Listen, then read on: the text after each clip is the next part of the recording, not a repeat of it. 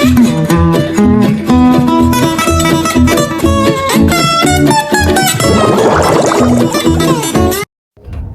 so Alamak. Hi, Assalamu alaikum and good afternoon, everyone. Today, our team will be discussing two critical issues that profoundly impact our information landscape: media defamation and fake news. In an age dominated by digital communication, understanding these phenomena is not just important, it's essential for informed citizenships and maintaining a healthy public discourse. We'll explore what they are, how they spread, their significant impact, and what can be done to address them. Alright, firstly, we're going to be talking about understanding media defamation. So, let's start by defining media defamation. Defamation generally refers to any false communication, written or spoken, that harms a person's or entity's reputation. When this occurs through media channels such as newspapers, televisions, or online platforms, it becomes media defamation. The core idea is that the plaintiff's reputation is harmed by something that defendant publishes. So basically, the legal framework surrounding defamation aims to balance the protection of individual reputations with the fundamental principle of free speech. However, this balance is constantly challenged, especially in the digital age. Online communication amplifies potential reputational harm due to its pervasive nature and rapid spread.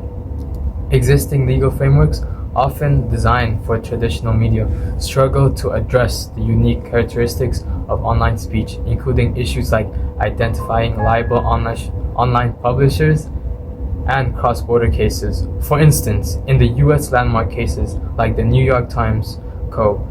v. Sullivan changed libel law significantly, requiring actual malice for public officials to prove defamation, making it more defendant-friendly than in some other jurisdiction. So, we're going to be moving to part 2. So, speaker 2. Okay, for the part 2, the rise of fake news. Okay, moving on to the fake news.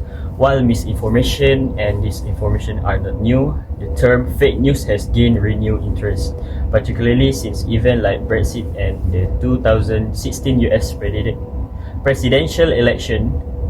Fake news refer to false or misleading information presented as news, often with an intent to deceive or manipulate. It erodes democracy, justice, and public trust. Key characteristics of fake news include its ability to spread rapidly and its often misleading or false content. It can be classified by the false knowledge it carries, its writing style, its propagation patterns, and the credibility of its source. We've seen an explosive growth in fake news, often peaking during significant events like presidential election and global pandemics. But why do people believe it? Research suggests that determinant can relate to the media and social network ecosystem, including the availability and rapid spread of information. Human cognitive vulnerabilities also play a role, making it difficult to correct the effect of inaccurate narrative once assimilated.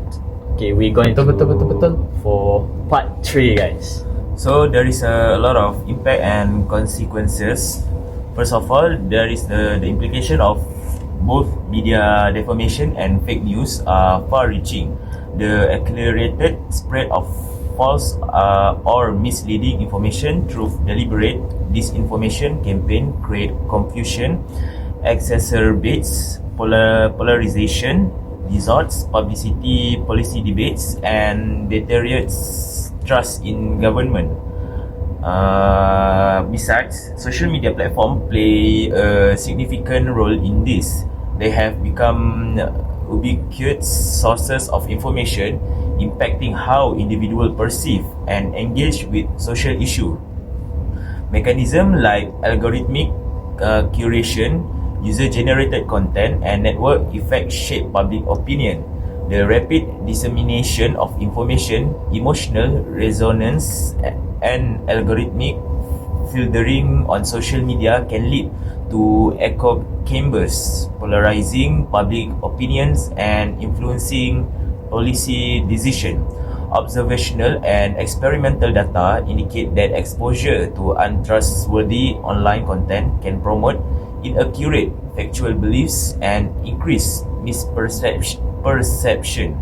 The spread of disinformation can be alarmingly fast, with some studies showing it spreads 6 times faster than accurate information, heavily influenced by emotional and platform algorithm. So we move to speaker 4. Hi. So what can be done? Addressing this issue requires a multifaceted approach. Solution range from legislating news media, tweaking algorithm. Hey, speaker 4, can you be louder? Can you be louder, speaker 4? So Our viewers can't hear you. So what can be done? Addressing these issues requires a multifaceted approach. Solution range from legislating news media, tweaking algorithm, and moderating content to softer approach like fact-checking, debunking, and investing in media literacy education. Media literacy. Educating internet users is crucial. This includes helping individuals better identify fake news and understand the factors. Factors. Faktor ke faktor ni? Factors. The factors that cause people to believe it. Fact checking and debunking. Online services like Fact Check, PolitiFact, and Snopes provide fact checking service. However, fast news often spread faster than true information. So, a posteriori debunking might not always be enough. Platform intervention. Intervention within platforms can reduce the attention given to fake news. This could involve regulations, fines for spreading misinformation, or requirement for news outlets to verify information. However, a delicate balance must be maintained between regulation and respecting individual rights and freedom of speech. Legal frameworks, while challenging, evolving legal frameworks are needed to handle online defamation. Considering issues like deepfakes and malicious bots, the challenge lies in finding those responsible for these acts, especially with strategies to maintain anonymity online. Ethical guidelines are also needed for data used to train models for automatic detection of false content. That's okay. That's all from speaker 4.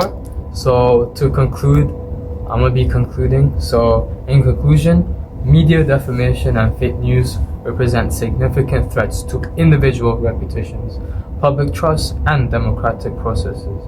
While the digital age amplifies these challenges, it also provides avenues for solutions by fostering media literacy, supporting robust fact-checking, implementing thoughtful platform regulations, and evolving our legal frameworks. We can collectively work towards a more informed and truthful information environment. It is a continuous effort that requires collaboration from individuals, media organizations, tech companies, and governments alike. Thank you. We are now open for any questions you may have. Just imagine you guys are there. Okay, that's all from us. Bye. Dude, why you gotta swear, bro?